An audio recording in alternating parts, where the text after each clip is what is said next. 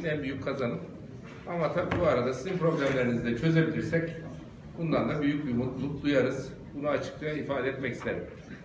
Yalnız her toplantıda söylediğimiz gibi burada yine söyleyelim. Arkadaşlar, kamudan iş talebiniz olmasın. Kamuda işe girmenin yöntemleri belli. Ya işte sınava gireceksiniz, ya mülakatına gireceksiniz. Bunlar olmadan benim sizi filan yere işe koyma gibi bir yetkim yok. Onun için benden kamuda talepte bulunmayın.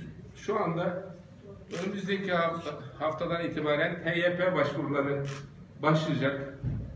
Kamuda ancak bu şekilde kısa süreli 8 ay, 6 ay neyse o şekilde çalışabilirsiniz. Ona belki fırsat olabilir. Onun dışında kamuda kalıcı, kadrolu bir görev verebilmemiz bizim mümkün değil. Değerli misafirlerimizden, sizlerden özel vereceğim kamuda iş talebinde bulunmayın. Çünkü yapamıyoruz. Yani böyle bir imkanımız yok. Keşke böyle bir imkanımız olsaydı. Durum nedir? Hem basın da şu anda sizi dinliyor. Genel bir bilgilendirme yaparsan iyi olur. Sayın Valim, biliyorsunuz o bölge sit alanı, birinci derecede sit alanı bölgesi olduğundan dolayı bu zamana kadar hem kazı çalışmalarının zorluğundan hem sit alanlarını izin almasında problem yaşadığımız için biz öncelik olaraktan diğer daha uygun olan mahalleleri tercih etmiştik.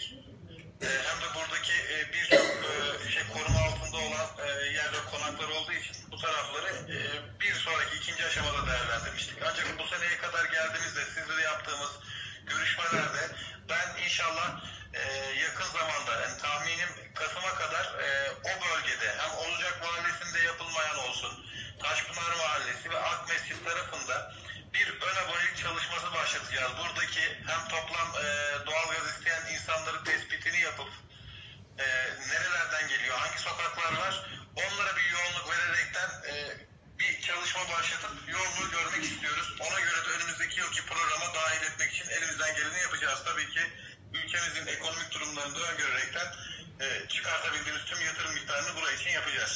O çalışmayı dediğim gibi biz bir ay içerisinde ben başlatmayı düşünüyorum o bölgede ön abonelik çalışmasını. Tamam. Şimdi bu çalışmayı yapın da bir taraftan da ama bazen arz talebi, bazen de talep arzı getirir.